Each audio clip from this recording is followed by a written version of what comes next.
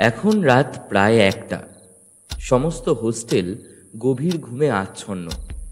শুধু এই স্তব্ধ রাতেও নিশাচরের মতো জেগে রয়েছে দুটি প্রাণী। সকলের অলক্ষ্যে নিচু স্বরে গোপন ছলা পরামর্শ করে চলেছে। এক অজানা বিপদের ভয় গুটিয়ে রয়েছে দুজনেই। আবার সেই সঙ্গে আসন্ন বিপদের হাত থেকে মুক্তির সম্ভাব্য পথ খুঁজে চলেছে ক্রমাগত। আয়ুষের মেসেজ পাওয়ার পর থেকেই যেন একটা আনন্দের সাগরে তলিয়ে গিয়েছিলাম। সমস্ত অনিশ্চয়তা যেন এক পলকে মন থেকে মুছে গিয়েছিল। ছেলেটা সত্যি জাদু জানে, বুঝলি? যাই হোক, খুশিতে আত্মহারা হয়ে তখনই সবটা তোকে বলে দেওয়ার ঠিক মনে হলো না আমার। আর তাছাড়া আয়ুষ আমাকে একা আসতে বলেছিল। তোকে সবটা জানালে কিছুতেই আমাকে একা একা কোথাও যেতে দিবি না জানতাম, কিন্তু তোকে সঙ্গে করে নিয়ে গেলে আয়ুষই বা কি ভাববে, তাই অনেকটা ভেবেচিন্তে ডিসাইড করলাম তোকে কিছুই জানতে দেব না। সন্ধ্যায় তুই টিউশনে চলে গেলে নিজেও চুপি চুপি বেরিয়ে পড়ব, আবার তোর ফেরার আগেই চলে আসব, তাহলে কিছু বুঝতে পারবি না। অদিতি বলে চলে রিয়াকে সবটা। সেদিন সকাল থেকেই ওকে বেশ খুশি খুশি দেখাচ্ছিল। রিয়ার প্রথমে একটু অবাক লাগলেও অদিতিকে অনেক দিন পর এভাবে হাসতে দেখে ওর মনটা ভালো হয়ে গেছিল। দুজনে একসাথে কলেজে গেল। তারপর ফিরে এসে রিয়াও টিউশনে চলে গেল। রিয়া একটা সাবজেক্টের জন্য এক্সট্রা কোচিং নেয়। অদিতি লাইব্রেরি থেকে বই এনে নিজেই নোটস বানিয়ে পড়ে। এক্সট্রা কোচিংয়ের প্রয়োজন পড়ে না তাই। কিন্তু এই ব্যাপারটা ওয়ার্ডেন ম্যাম জানেন না, তাই খুব সহজেই অদিতি হোস্টেল থেকে বেরিয়ে যেতে পেরেছিল। কেউ কোনো সন্দেহ করল না। অদিতি সাধারণত খুব একটা সাজগোজ করে না, জামা কাপড়েও তেমন আভিজাত্য থাকে না সচরাচর। কিন্তু সেদিন আর 5টা সাধারণ দিনের মতো নয়। দিনটা ওর জন্য খুবই স্পেশাল। এতদিন অবধি যে মানুষটার শুধু গলা শুনে এসেছেও, আজ তাকে দেখার পালা। যদিও কল্পনায় একটু একটু করে একটা অবয়ব আঁকা হয়েছে অদিতির মনে।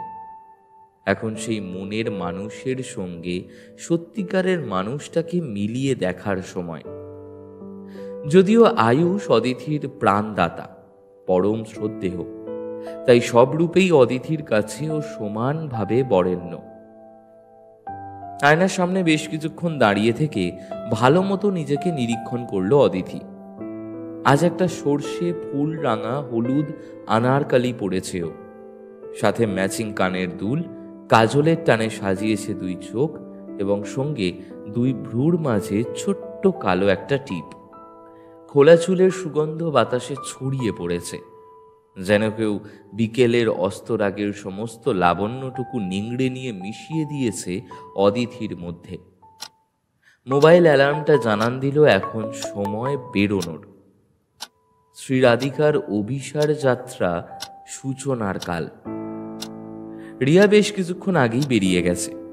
এই সময় হোস্টেলের অনেক মেয়েই নানান জায়গায় টিউশনে চলে যায়, তাই এখন বেরোলে কেউ তাকে সন্দেহ করবে না। বিছানা থেকে ব্যাগটা তুলে নিল অদিতি। তারপর প্রায় নিঃশব্দে দরজায় তালা মেরে নিচে চলে গেল। নিচের ফ্লোরে ওয়ার্ডেন ম্যামের রুম। বাইরে যেতে হলে একবার তার মুখদর্শন করতেই হয়। দুরু দুরু বুকে অদিতি সেই দিকে এগিয়ে গেল। তারপর ম্যামের রুমের দিকে উঁকি দিল। ম্যামের রুম সাধারণত খোলাই থাকে। গোলাপি পর্দার আড়াল থেকে অদিতি দেখল ম্যাম নিশ্চিন্তে ঘুমাচ্ছেন। দেখা মাত্র আনন্দে মনটা নেচে উঠল। যাক বাবা, বাঁচা গেছে। এখন আর কেউ কোনো রকম জিজ্ঞাসাবাদ করবে না ওকে। গেটের কাছেও কাউকে দেখল না অদিতি, এমনকি জনার্দন কাকাও আশেপাশে নেই। সুতরাং রাস্তা একদম ক্লিয়ার। এবার চুপিসারে বেরিয়ে যাওয়াটাই শ্রেয়। পুরো রাস্তা হেঁটে যখন ঘাটের কাছে এসে পৌঁছল, তখন প্রায় 7টা বাজে। আসার সময় পথে যা 2-1টা গাড়ি দেখেছিল, এদিকটায় তার লেশমাত্র নেই। জনমানবহীন শুনশান ঘাটে নিঃশব্দে বয়ে চলেছে নিস্তরঙ্গ নদীটা। ঘাটের পাশ দিয়ে পায়চারি করার সময় নদীর ঠান্ডা হাওয়ার ঝাপটায় এসে লাগছে অদিতির গায়ে। যদিও এই মনোরম পরিবেশ এখন মোটেই উপভোগ্য নয় অদিতির কাছে। ওর মাথায় অজস্র চিন্তা, বা বলা ভালো দুশ্চিন্তা ঘোরাফেরা করছে। অলক্ষেই যেন বার দুয়েক হাতুড়ি দিয়ে ঘা দিচ্ছে ওর মাথায়। আয়ুষের এতক্ষণে চলে আসার কথা, তাহলে কেন আসছে না এখনো? কোনো কল বা মেসেজ তো করছে না। তবে কি ও আসবে না? না না, তা কি করে হতে পারে? ও তো নিজেই আমাকে এখানে আসতে বলেছে। এখন নিজে না এলে কি হবে? কথাটা মনে হতেই ছুটে গেল অদিতি। যদি সত্যি আয়ুষ এমনটা করে, তাহলে আর ও কোনো দিন আয়ুষের সঙ্গে কথা বলবে না, এমনকি কোনো যোগাযোগও রাখবে না। এমন বিচ্ছিরি ইয়ার্কির উপযুক্ত শাস্তি আয়ুষ পাবেই। এত শুনশান জায়গায় কেউ কাউকে ডাকে নাকি? কথাটা ভাবতেই একবার চারিদিকে চোখ বুলিয়ে নিল অদিতি। সত্যি কি ভীষণ দম বন্ধ করা একটা পরিবেশ রে বাবা। আশেপাশে কোনো বাড়িঘর পর্যন্ত নেই। পাশেই ঝোপঝাড়ে ঘেরা একটা ছোট্ট জঙ্গল আছে।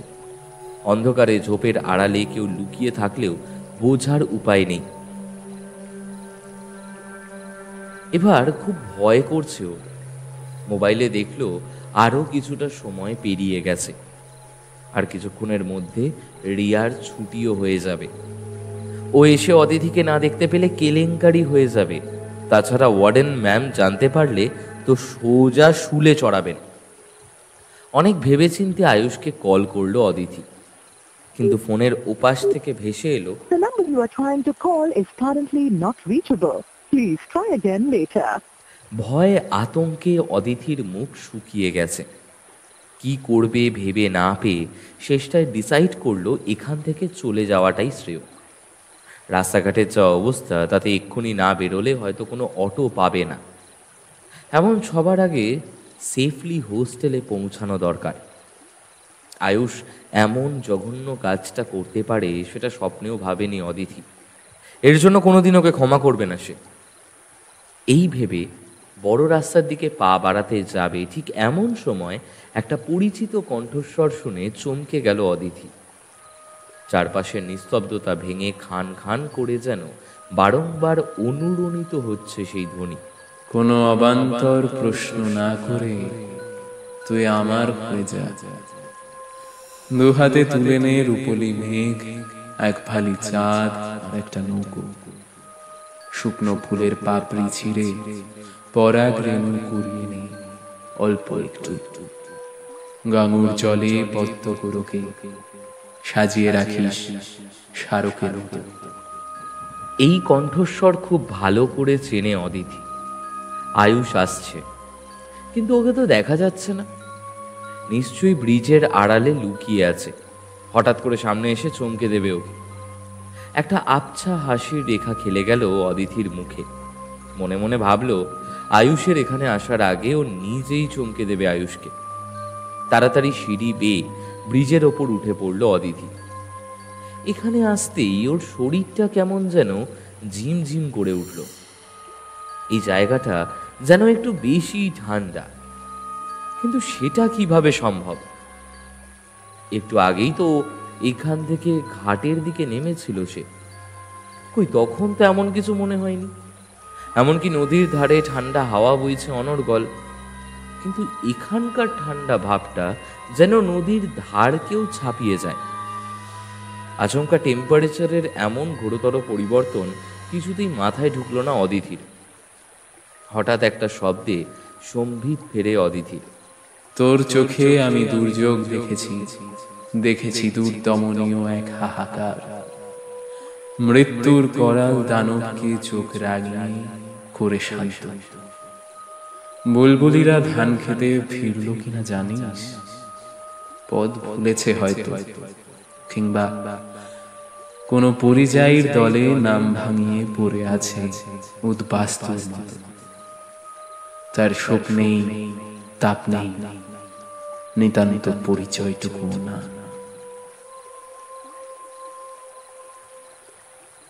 অদিতি মুখ তুলে দেখল ব্রিজটা একদম ফাঁকা, কেউ কোথাও নেই। অথচ আয়ুষের কথা স্পষ্ট শুনতে পাচ্ছে সে। সবকিছু গুলিয়ে গেল ওর। কোনটা বাস্তব আর কোনটা ভ্রম বোঝা দায়, কোনটা বিশ্বাস করবে কিছুই বুঝতে পারল না। ও খেয়াল করলো ধীরে ধীরে একটা ঘন কুয়াশার চাদর আষ্টে পৃষ্ঠে জড়িয়ে নিচ্ছে ব্রিজটাকে। সেই জমাটবদ্ধ ধূসর ধোঁয়ায় পরিষ্কার করে কিছু দেখা যায় না। একটা অজানা ভয় যেন পেয়ে বসেছে অদিতিকে। ওর শিরদাঁড়া বেয়ে একটা শীতল স্রোত ক্রমশ নিচের দিকে নেমে যাচ্ছে। নিজের প্রতিটা হৃৎস্পন্দন যেন ও শুনতে পারছে। ভীষণ রকম ঘাবড়ে গেল অদিতি। উত্তেজনায় ওর হাত পা বরফের মতো ঠান্ডা হয়ে গেল, অথচ কপালে জমে থাকা শ্বেত বিন্দু যেন আরো কয়েক গুণ বেড়ে গেল। ভয়ে আয়ুষের নাম ধরে চিৎকার করে উঠল অদিতি। আয়ুষ! কিন্তু আশ্চর্য, আয়ুষ কোনো সাড়া দিল না। এমনকি ওর পায়ের আওয়াজ পর্যন্ত শোনা যাচ্ছে না। আবার ডেকে উঠল অদিতি। আয়ুষ, তুমি কোথায় আছো? প্লিজ উত্তর দাও। এভাবে লুকিয়ে থাকো না প্লিজ। কোনো উত্তর এলো না। এবার রেগে গিয়ে অদিতি বলল, আয়ুষ, কি আর কি হচ্ছে এসব? আমি লাস্ট বারের জন্য বলছি, প্লিজ আমার সামনে এসো, না হলে কিন্তু আমি চলে যাব। চলে যাও। মানে কি বলছোটা কি তুমি? ও দেখল ধোঁয়ার আস্তরণটা ধীরে ধীরে ঘনীভূত হয়ে ওপরে উঠে যাচ্ছে। তারপর সরু কুণ্ডলি পাকিয়ে একটা অবয়ব ধারণ করছে। অদিতির চোখের পলক পড়ার আগেই ছায়ামূর্তিটা যেন একটু একটু করে এগিয়ে আসছে ওর দিকে। কোনো প্রশ্ন করো না অদিতি, শুধু এটুকু মনে রেখো, আমি অন্ধকারের মতো, অসুচি, অভিশপ্ত। তোমার এই সুন্দর জীবনটাকে আমার সঙ্গে জড়িও না অদিতি। ফিরে যাও, ফিরে যাও। কথাটা বলেই মুহূর্তের মধ্যে ব্রিজের রেলিংয়ের ধারে দৌড়ে গেল আয়ুষ। এত কিছু আনপ্রেডিক্টেবল ব্যাপার অদিতির চোখের সামনে ঝড়ের বেগে ঘটে যাওয়ায় হতবম্ব হয়ে গেল। একটু থিতু হতেই বুঝতে পারলো আয়ুষ রেলিংয়ের ওপরে উঠে পড়েছে। তারপর ওর দিকে মুখ ফিরিয়ে কিছু একটা বলল, কিন্তু সেটা এতই অস্পষ্ট যে কিচ্ছু বুঝতে পারলো না অদিতি। ও ছুটে গেল সেদিকে। এতক্ষণে আয়ুষ দুটো হাত মেলে দিয়ে আকাশের দিকে চেয়ে রইল। অদিতি হন্তদন্ত হয়ে ওর কাছে ছুটে গিয়ে চিৎকার করে উঠল, কি করছো তুমি আয়ুষ? পাগল হয়ে গেছো নাকি? নেমে এসো, নেমে এসো তুমি।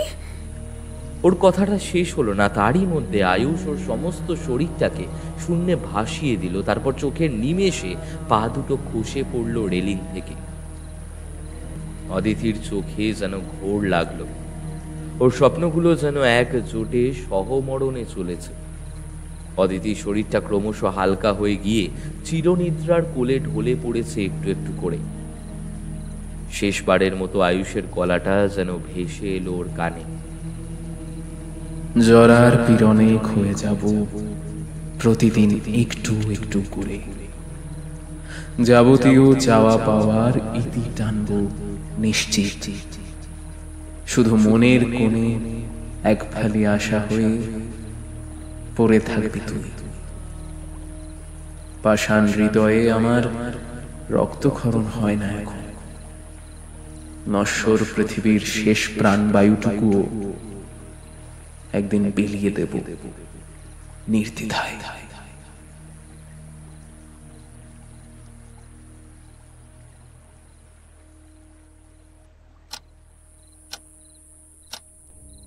তারপর তারপর তারপর আর কিছুই মনে নেই আমার। সবটাই ধোঁয়াশা। জ্ঞান ফিরল যখন, তখন দেখি ব্রিজের উপর পড়ে আছি। আশেপাশে কেউ কোথাও নেই। তুই এসব কিছু আমাকে বলিসনি কেন? হ্যাঁ, এত কিছু ঘটে গেল পরপর, অথচ আমি ঘুণাক্ষরেও টের পেলাম না। আরে তোকে কিভাবে বলবো? আমার তো নিজেরই কিছু মনে ছিল না। মানে? হ্যাঁ, সেদিন জ্ঞান ফেরার পর আগের সব কথা আমি ভুলে গিয়েছিলাম। আমি তো প্রথমটায় হতভম্ব হয়ে গিয়েছিলাম। এই রাত্রিবেলায় এমন ফাঁকা একটা জায়গায় কি করছি আমি? এখানে কেনই বা এসেছি কিছুই বুঝতে পারছিলাম না। মনে হচ্ছিল কেউ যেন ইচ্ছে করে নির্দিষ্টভাবে ওই রাতের ঘটনাগুলোই আমার মেমরি থেকে ইরেজ করে দিয়েছে। এরপর কি হলো? অদিতি এবার নদীতে ভেসে আসা অপরিচিত লাশটার কথা বলল। ওর বর্ণনা শুনে চমকে উঠল রিয়া। বিশেষত লোকটার গালের কাটা দাগের কথা শুনে বিস্ফারিত চোখে ও তাকিয়ে থাকলো অদিতির দিকে। ওই লোকটারও গালে কাটা দাগ ছিল, ঠিক যেমন আজ গলির মাথায় যে লোকটাকে দেখলাম। But how is that possible? একদমই তাই। তোর বর্ণনা শুনে তখন আমিও ভরকে গিয়েছিলাম। যদি তর্কের খাতিরে ধরিও নি যে ওরা দুজন আসলে একই ব্যক্তি, তাহলেও আমি তো যাকে দেখেছি সে মৃত, তাহলে ও ওখানে আসবে কি করে? তার চেয়েও বড় কথা হলো লোকটা এখানে কেন এলো, আর তোকেই বা প্রোটেক্ট করতে চাইছে কেন? সেটা তো আমাকেও ভাবাচ্ছে রে। আচ্ছা, তুই তো বললি কাল রাতের কথা তোর নাকি কিছু মনে নেই, তাহলে এখন কিভাবে বলছিস? হ্যাঁ, মনে ছিল না তো, কিন্তু গতকাল তুই ঘুমিয়ে পড়লে আমি ছাদে গিয়েছিলাম, আর তখনই আমি আবার সেই লোকটাকে দেখেছি। হোয়াট?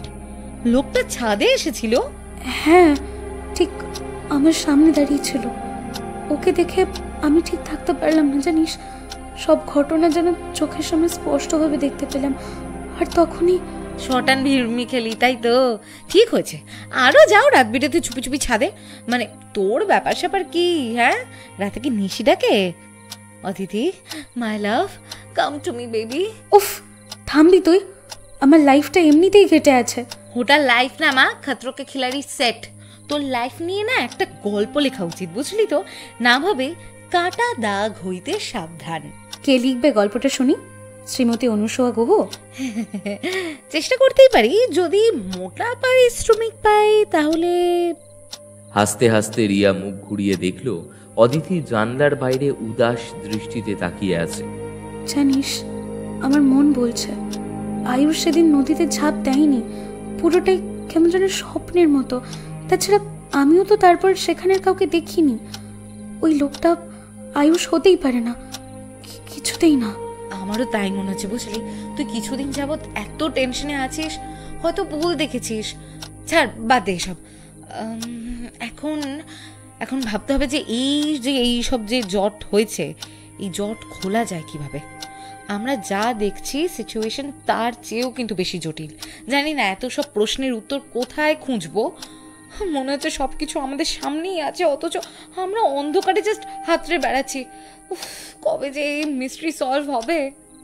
আর দেরি নেই, জাস্ট কয়েকটা ঘন্টার অপেক্ষা। তারপরে আমরা সব প্রশ্নের উত্তর পাব। কিন্তু কিভাবে? আয়ুষের আরেকটা ফোন নাম্বার আমার কাছে ছিল, যদিও এর আগে কখনো ওই নাম্বারে কল করিনি। যাই হোক, অনেক খুঁজে শেষমেশ পেলাম। একজন মহিলা রিসিভ করলো। মহিলা? আইয়ো, আয়ুষের গার্লফ্রেন্ড নাকি? দাম সারছে। আরে ধুর, মূর্খ একটা। মহিলা মানে কি গার্লফ্রেন্ড হতে হবে নাকি? বললো আয়ুষের কলিগ, নাম ভ্রমর।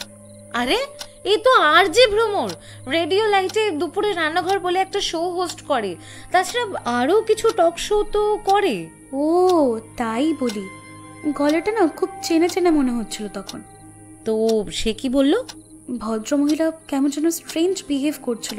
বললো আমাকে নাকি চেনে, আয়ুষ আমার কথা বলেছে ওকে।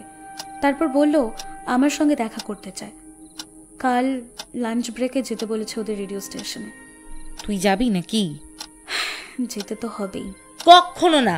তুই ভালো মতোই জানিস ওয়ার্ডেন ম্যাম তোকে হোস্টেলের বাইরে এক পাও যেতে দেবে না। তাছাড়া তুই এখনো পুরোপুরি সুস্থ নোস ভাই, আর তাই আমিও তোকে কিছুতেই এখন একা বেরোতে দেব না। কিন্তু তুই বুঝতে পারছিস না রিয়া, আমার যাওয়াটা দরকার। কোনো কিন্তু না, আমি যখন বলেছি আমি তোকে একা যেতে দেব না, তো ব্যাস এটাই ফাইনাল। অদিতি বেশ কিছুক্ষণ মুখ ভার করে বসে থাকলো। ওকে এভাবে দেখে রিয়া বলল, আচ্ছা ঠিক আছে, কিন্তু আমিও তোর সঙ্গে যাব। ম্যামকে আমি ম্যানেজ করে নেব, বলবো ইম্পর্টেন্ট ক্লাস আছে, কিন্তু আগে আমাদের কলেজে যেতে হবে, অ্যাটেন্ডেন্সটা থাকা দরকার ভাই, পোক্ত অ্যালিবাই, বুঝলি তো? তারপর এক ফাঁকে টুক করে বেরিয়ে পড়বো, কেউ জানতেও পারবে না। খুব জোর বাঁচালি তুই। আমার একার পক্ষে সবটা করা সিরিয়াসলি পসিবল ছিল না রে। হয়েছে হয়েছে, আর তারিফ করতে হবে না। নে এবার শুয়ে পড়।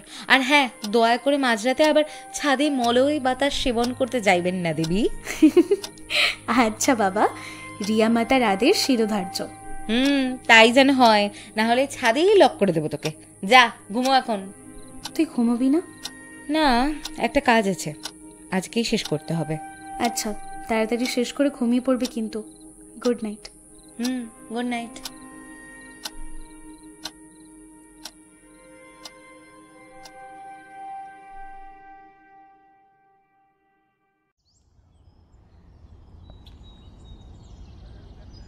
দেখো অদিতি, আমি সব বুঝলাম, কিন্তু তুমি এখনো পুরোপুরি সুস্থ নও। তাছাড়া ডক্টর স্যান্নাল তোমাকে বেড রেস্টে থাকতে বলেছেন, তাই আমি কিছুতেই তোমাকে বাইরে বেরোবার পারমিশন দিতে পারি না। বাট ম্যাম, আমার আজ কলেজে যাওয়াটা ভীষণ দরকার। Please try to understand.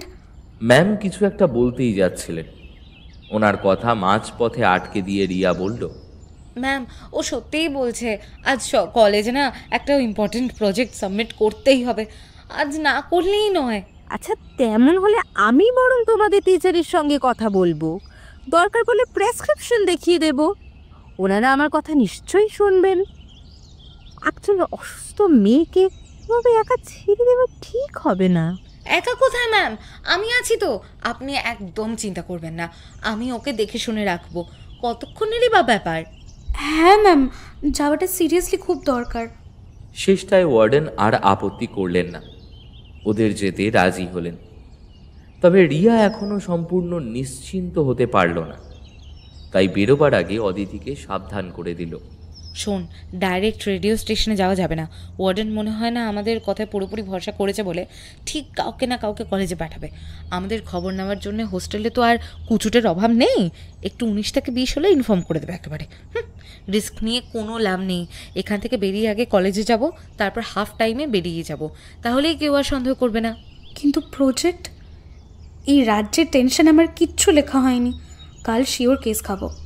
আরে ফিকার নট ম্যাডাম, मैं हूं না। মানে আমি আগে থেকেই প্রজেক্টটা কমপ্লিট করে রেখেছি, আর তোরটাও। অদিতি আর থ্যাংক ইউ বলে না, ও বুঝে গেছে ওর সকল বিপদের পরিত্রাতা ওর সঙ্গেই আছে, তাই অহেতুক চিন্তা করার কোনো কারণ নেই। Miss Chintamani will always stay with her. কলেজে গিয়ে বেশ কিছুক্ষণ অপেক্ষা করলো ওরা, তারপর এক ফাঁকে টুপ করে বেরিয়ে পড়ল। মেন গেট থেকে বেরিয়ে বড় রাস্তায় উঠে একটা টোটোয় চেপে বসলো ওরা দুজন।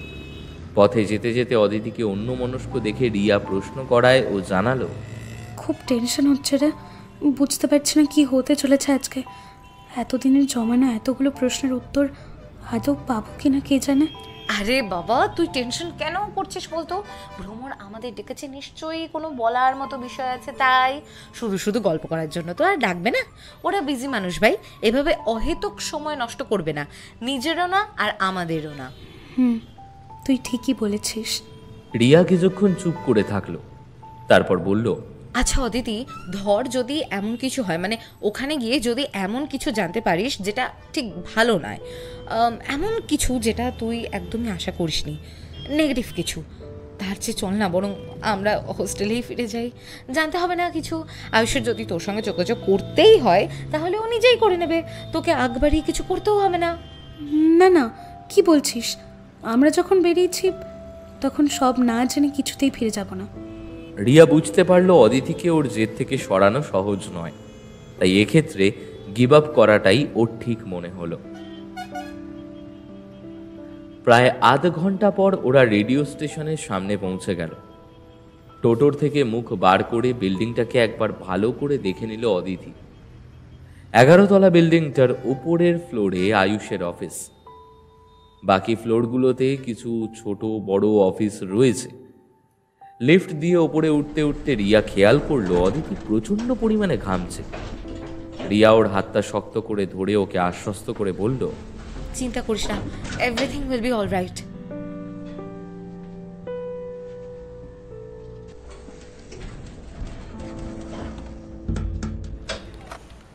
অফিসে ঢুকে ভ্রমরের খোঁজ করতে রিসেপশনিস্ট ওদের বসতে বলল। বেশ কিছুক্ষণ অপেক্ষা করার পর একজন অল্প বয়সী ভদ্রমহিলা ওদের সামনে এসে দাঁড়ালো। অদিতি খেয়াল করেনি ওকে, ভদ্র মহিলাই তাই ওর দৃষ্টি আকর্ষণ করলো। কি গো অদিতি, কখন এলে? অদিতি চমকে গিয়ে ওনার দিকে তাকাতেই মহিলা দুটো চোখ আরো বড় বড় করে বলল, এই তুমি তো অদিতি নাকি? হ্যাঁ হ্যাঁ, মানে আমি অদিতি। এই সাবাস, ঠিক চিনেছি। আয়ুষের ডেসক্রিপশনের সঙ্গে তো হুবহু মিলে গেছে। ওই চোখ, ওই নাক, ওই আলু ভাতে মুখ।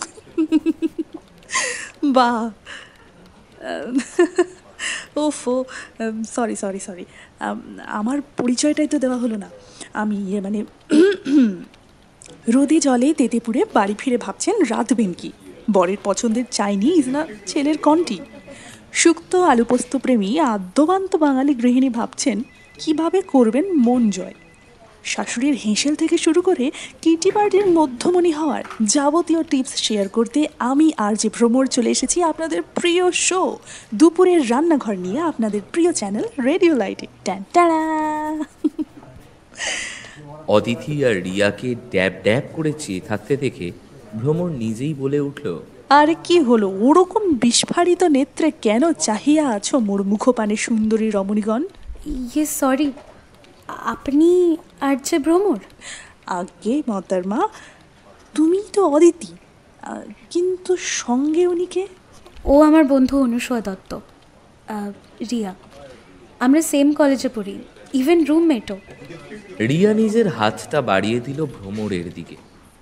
করমর্দনের পর অদিতি ভাবল অযথা সময় নষ্ট করে লাভ নেই, তাই সব হেজিটেশন দূরে সরিয়ে সরাসরি ভ্রমরকে আয়ুষের ব্যাপারে জিজ্ঞেস করে বসল। আপনি আসল কথা কখন বলবেন? বলবো, তার আগে চলো কোথাও একটা বসা যাক, পাশেই আমাদের ক্যান্টিন, ওখানেই এসো। অদিতি বাধা দিতে গেলে রিয়া ওকে ইশারায় বোঝালো এখন ভ্রমরের কথা মতো চলাটাই বুদ্ধিমানের কাজ। প্লেটের অবশিষ্ট সিঙারার টুকরোটাকে মুখে পুড়ে চিবোতে চিবোতে ভ্রমর বলল, দোষ, তোমরা আজকালকার ছেলেমেয়েরা না খালি ডায়েট করো, কিচ্ছু খেতে চাও না। তোমাদের বয়সে আমরা 10 গুণ খেতাম, বুঝলে? না না, ডায়েট নয়, প্রচুর খেয়ে ফেলেছি বিশ্বাস করুন। আর আপনাকে দেখে খুব বেশি বড় মোটে তো মনে হয় না, কিন্তু বড় জোর ওই বছর 5-এর বড়, তাই না? ওদের কথাগুলো এতক্ষণ টেবিলে মাথা গুজে শুনছিল অদিতি। এতক্ষণে সে মাথা তুলল। 1 ঘন্টা হয়ে গেল আমরা এখানে এসেছি, এখনো কিছুই বললেন না। আপনি আদৌ আয়ুষের ব্যাপারে কিছু জানেন তো? ওর চোখে মুখে গাম্ভীর্য ফুটে উঠেছে। রিয়া ওকে দেখা মাত্র বুঝে গেল এটা ঝড়ের পূর্বাভাস। অদিতির মতো আপাত শান্ত মেয়েরা রেগে গেলে যে কি ভয়ানক হতে পারে সেটা ভালো মতোই জানে রিয়া। ভেতরে ভেতরে ও সাংঘাতিক ক্ষেপে আছে, সুপ্ত আগ্নেয়গিরির মতো ফুঁসছে, যে কোনো সময় ব্লাস্ট করে যাবে। টেবিলের নিচ দিয়ে অদিতির হাতে একটা হাত রাখল রিয়া। চোখের ইশারায় ওকে ঠান্ডা করতে বলল মাথাটা। অদিতি হয়তো শান্ত হয়েও যেত, কিন্তু ভ্রমরের পরের কথাটা শুনে যেন যজ্ঞের আগুনে ঘৃতাহুতি দিল। আরে দাঁড়াও দাঁড়াও দাঁড়াও, বলবো তো, সব বলবো। ওয়েট, একটা কোল্ড ড্রিঙ্ক অর্ডার করি। অদিতি হুড়মুড় করে উঠে টেবিলে ধরাম করে দুটো হাত রেখে জোর গলায় চেঁচিয়ে উঠে বলল, কি ছ্যাবলামা হচ্ছে এসব? আপনি কি মজা পেয়েছেন নাকি?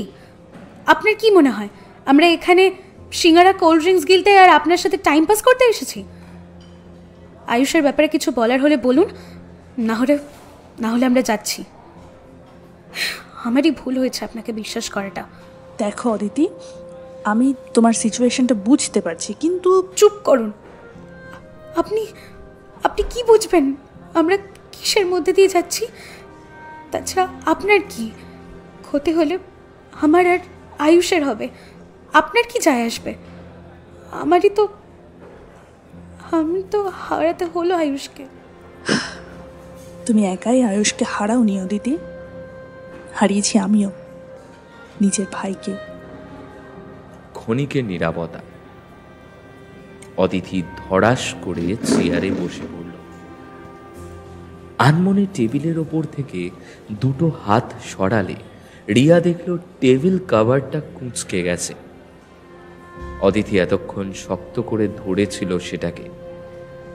রিয়ার অবাক চোখ দুটো যেন তীর বেগে ছুটে গেল ভ্রমরের দিকে, অথচ ওর মুখ থেকে একটা কথাও বের হলো না। ভ্রমরকে আরো কিছুক্ষণ মাথা নিচু করে বসে থাকতে দেখে অদিতি অস্ফুটে বলল, কি হলো বলুন।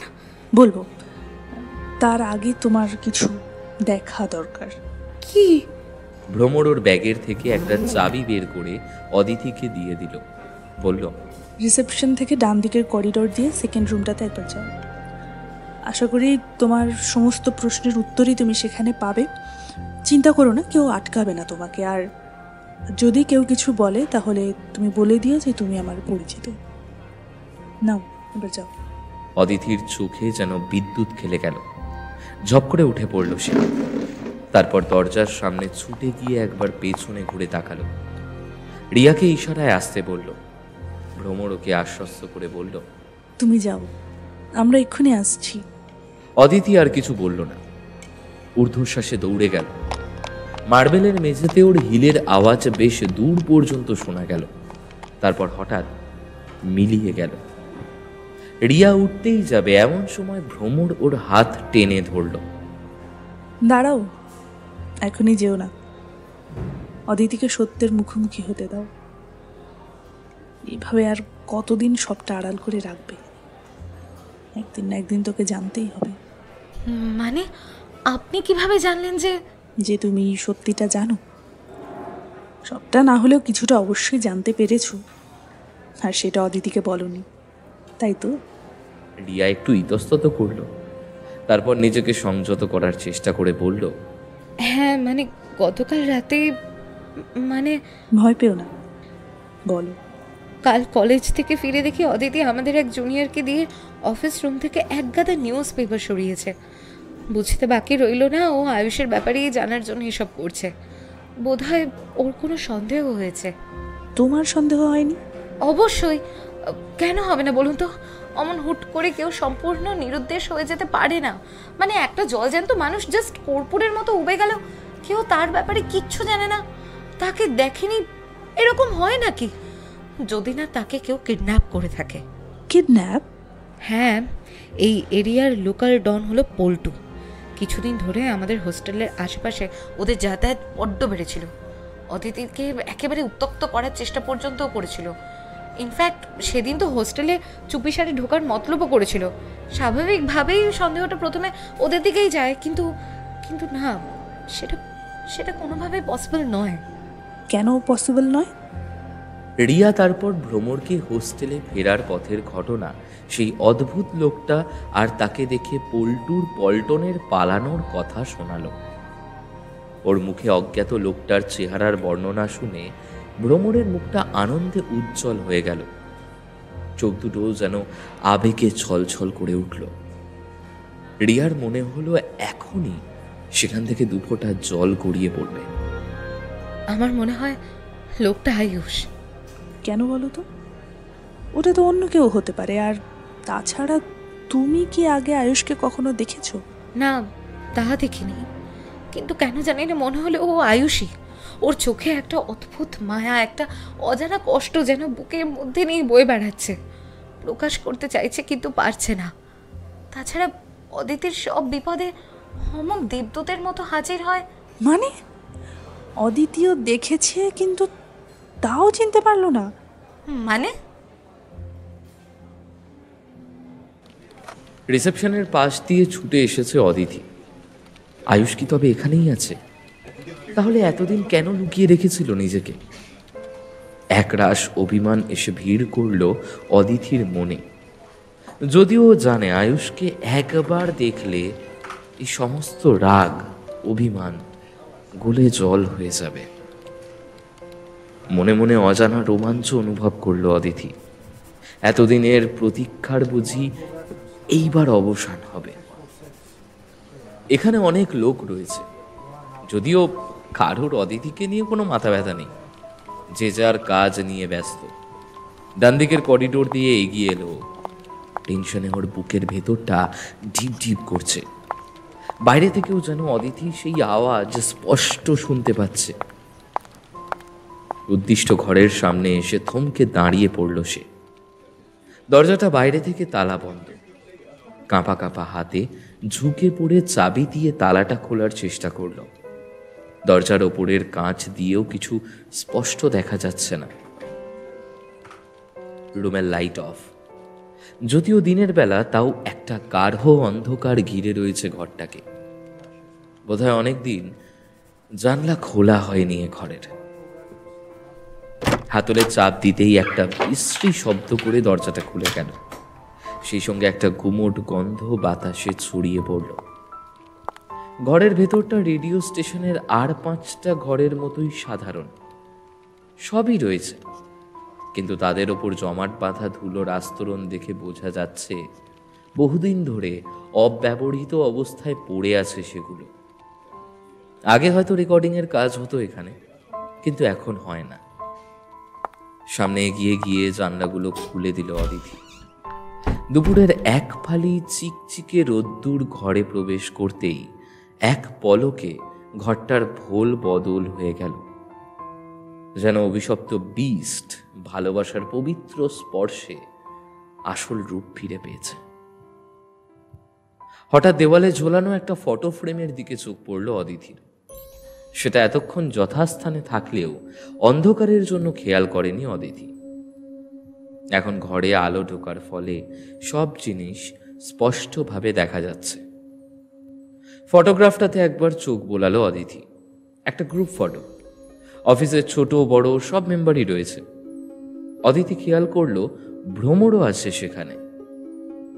ফটো ফ্রেমটাকে নিতান্ত তুচ্ছ ভেবে মুখ ঘোরাতে যাবে এমন সময় হঠাৎ ভ্রমরের পাশে দাঁড়িয়ে থাকা মানুষটিকে দেখে চমকে উঠল অদিতি। এটা তো সেই লোকটা যাকে অদিতি এর আগেও দেখেছে, সে গালে কাটা দাগওয়ালা মিস্টিরিয়াস লোকটা। কিন্তু ওই ফটোতে কেন? তবে কি ওই অফিসের কর্মচারী? আয়ুষের সঙ্গে কোনো কানেকশন আছে লোকটার? অদিতি উঠে পড়ল।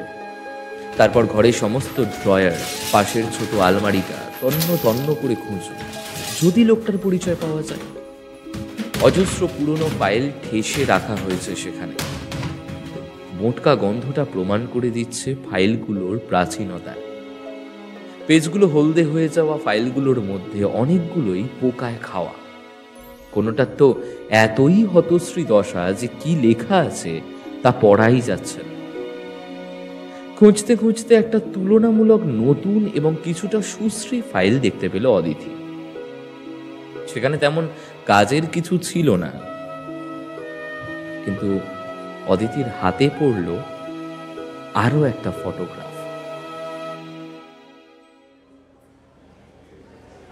তারপর সে রাতে অনিন্দিতা রুম থেকে বেরিয়ে যাওয়ার পর অদিতিকে বেশ খানিকটা জেরা করলাম। বেচারি খুব ঘাবড়ে গিয়েছিল, কিন্তু আর কোনো উপায়ও ছিল না। সবটা জানা ভীষণ দরকার ছিল। যাই হোক, আমার ভয়ে নাকি নিজের ইচ্ছেতেই অদিতি অনেক কথা বলল আমায়। বলেই রিয়া অদিতির কনফেশন শোনালো ভ্রমরকে। সত্যি বলতে কি, আমার তখনও বিশ্বাস হচ্ছিল না যে সবটা জেনে ফেলেছি আমি। বরং আমার ইনটিউশন আমায় জানান দিয়েছিল এখনও অনেক কিছু জানা বাকি। আমি অদিতিকে দোষ দিচ্ছি না, ও নিজেও হয়তো অনেক কিছুই জানে না।